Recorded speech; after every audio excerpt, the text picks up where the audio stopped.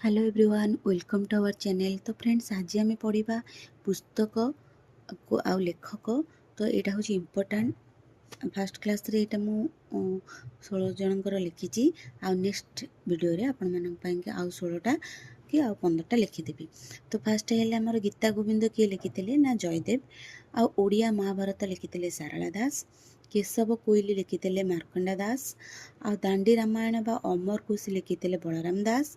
श्रीमद् भागवत लिखिते जगन्नाथ दास। हरिवंश लिखिते अच्युतानंद दास। गोविंद चंद्र लिखिते जशवंत दास। नृसिंह पुराण लिखिते पीताम्बर दास। रुक्मिणी विवाह लिखिते कार्तिक दास। रघुनाथ विलास लिखिते धनंजय भंज। आउ रस कोल्लल लिखिते दीनकृष्ण दास। लावण्यवती भेरी भेरी इम्पोर्टाट यहाँ हूँ उपेन्द्र भंज लिखिते। तापर विग्ध चिंतामणि सी लिखिते अभिमन्यु सामंत सिंहर। केशरी चंद्रनन चंपा बा कविता गल्लड़ लिखिते कवि सूर्य बल देवरथ।